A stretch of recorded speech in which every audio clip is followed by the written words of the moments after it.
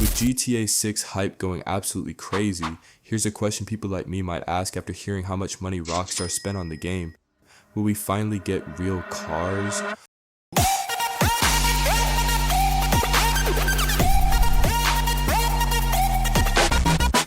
If you've ever played any GTA game, you might have noticed something: the cars are fake. For example, this one looks like a Ferrari, but the name sounds like it was spelled by someone who failed English. D-nice. Like, what the hell is a Grotti Turismo?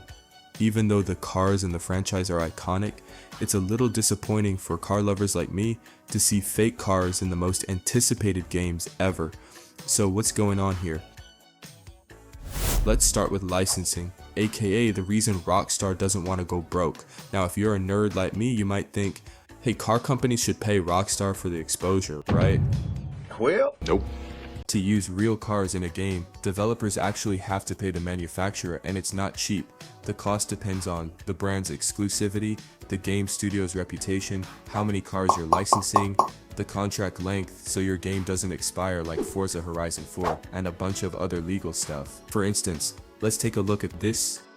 Mainstream brands like Ford, Honda, Chevy cost between 10K to 15K.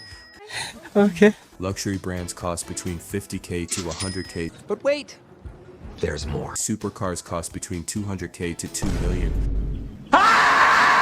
While rare cars or hypercars are sometimes impossible to deal with, or even if possible, it can exceed 2 million. But it's worth pointing out that this data is not from official articles or reports.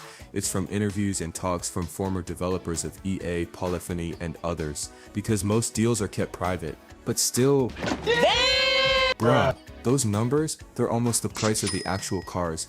Big respect to racing games that pay all that just to let us drift and crash in style. Next reason, creative freedom.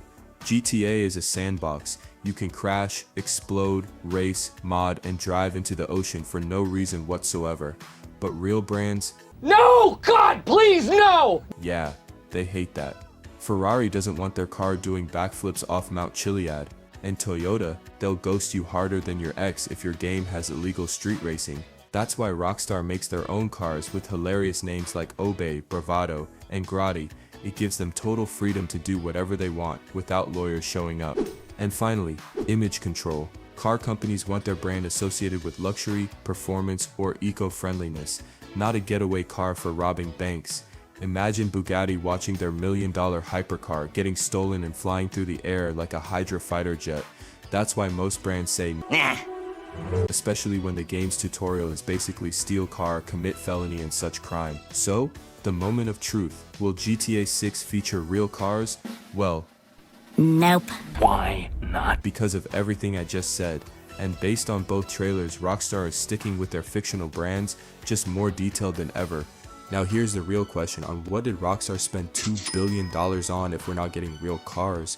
Turns out, a lot of things. Massive detailed open world map, motion capture and voice acting, realistic AI and physics, custom sound design, salaries for thousands of staff, and marketing that probably costs more than your house. In short, real cars? Nope. Real effort? Absolutely. Thanks for watching. Comment below what real car you'd love to see in GTA 6, even if it'll never happen. And if you enjoyed the video, hit that like button and subscribe for more car content.